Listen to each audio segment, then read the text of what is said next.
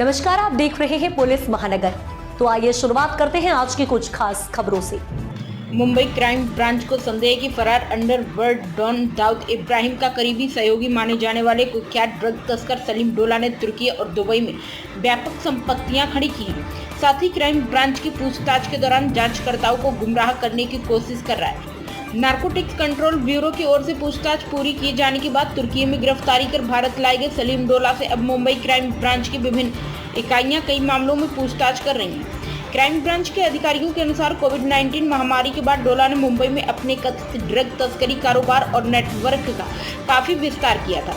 जांच में यह सामने आया कि वह अयान शेख नाम की फर्जी पहचान के तहत तुर्की में रह रहा था और वहीं से एक बड़े ड्रग नेटवर्क का संचालन कर रहा था। जांचकर्ताओं को पता चला कि डोला ने ड्रग तस्करी से अर्जित धन के जरिए दुबई और तुर्की में लगभग 100 करोड़ रुपए की संपत्तियां बनाई थी। एजेंसियां अब उसके विदेशी निवेश संपत्तियों और वित्तीय लेन देन की व्यापकता से जांच कर रही हैं। पूछताछ के दौरान डोला ने कथित तौर पर शांगली में संचालित एक बड़े सिंथेटिक ड्रग निर्माण केंद्र के बारे में महत्वपूर्ण जानकारी दी। सूत्रों के अनुसार उसने जांचकर्ताओं को बताया कि इस फैक्ट्री में एमडी की लगभग 20 केस तैयार की गई थी और उन्हें देश के विभिन्न हिस्सों में भेजा गया था।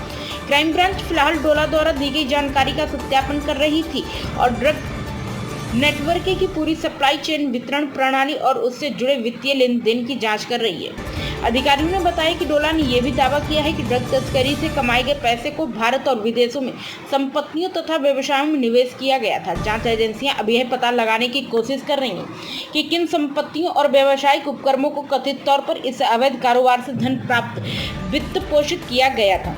पूछताछ के दौरान डोला ने यह भी दावा किया कि इस ड्रग्स नेटवर्क के संबंध में दाऊद इब्राहिम और उसके सिंडिकेट से थे। हालांकि जांचकर्ताओं ने स्पष्ट किया है कि इन दावों को जांच के हिस्से के रूप में देखा जा रहा है और उनकी स्वतंत्र रूप से पुष्टि की जा रही है। अधिकारी यह पता लगाने में जुटे कि अंडरवर्ल्ड से जुड़े लोग कथित संलिप्तता कितनी थी और नेटवर्क के संचालन में किन व्यक्तियों ने सहायता की थी।